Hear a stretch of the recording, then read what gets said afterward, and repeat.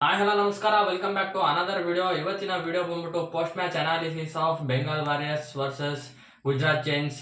ಮುಂಚೆ ಯಾರು ಸಬ್ಸ್ಕ್ರೈಬ್ ಮಾಡ್ಕೊಂಡಿಲ್ಲ ಸಬ್ಸ್ಕ್ರೈಬ್ ಮಾಡ್ಕೊಳ್ಳಿ, ಸಪೋರ್ಟ್ ಮಾಡಿ. ಡೈರೆಕ್ಟ್ ಆಗಿ ವಿಡಿಯೋಗೆ ಹೋಗೋದಾದ್ರೆ, ಇವತ್ತು ಗುಜರಾತ್ ಜೈನ್ಸ್ ಗೆದ್ದಿದ್ದಾರೆ. ನಮಗೆ ಒಂದು ಸ್ವಲ್ಪ ಥ್ರೆಡ್ ಆಗಿದೆ. ಈಗ ಪಾಯಿಂಟ್ಸ್ ಟೇಬಲ್ ಅಲ್ಲಿ ಅವರು 12ನೇ ಸ್ಥಾನದಲ್ಲಿ ಇದ್ರು, ನಾವು 11ನೇ ಸ್ಥಾನದಲ್ಲಿ ಇದ್ವು. ಈಗ ಒಂದೊಂದು ಪಾಯಿಂಟ್ ಮಾತ್ರ ಡಿಫ್ರೆನ್ಸ್ ಇದೆ ಅವ್ರಿಗೂ ನಮಗೂ. ನಾವು 9 ಮ್ಯಾಚ್ ಆಡಿದ್ವಿ, ಅವರು 9 ಮ್ಯಾಚ್ ಆಡಿದ್ದಾರೆ. ಅವರು 2 ಮ್ಯಾಚ್ ಗೆದ್ದವ್ರೆ, ನಾವು 2 ಮ್ಯಾಚ್ ಗೆದ್ದಿದ್ದೀವಿ. ಈಗ ಥ್ರೆಡ್ ಆಗಿದೆ, ನಮಗೆ ಏನಾಗುತ್ತೆ ಅಂತ ಮುಂದಕ್ಕೆ ನೋಡೋಣ.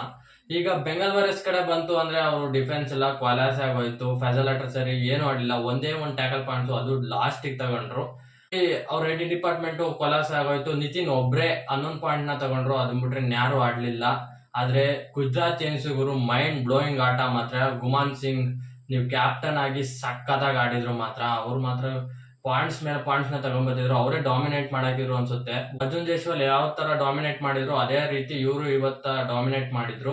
ಡಿಫೆನ್ಸು ಅಷ್ಟೇ, ಹಿಮಾಂಶು ಅವರು ಐ5 ಎಲ್ಲ ತಗೊಂಡ್ರು. ಜಾಸ್ತಿ ಡಿಫೆನ್ಸು ಸಪೋರ್ಟ್ ಮಾಡ್ತು ಇವತ್ತು ಗೆಲ್ಲೋದ್ರಲ್ಲಿ ಗುಜರಾತ್ ಜೈನ್ಸ್.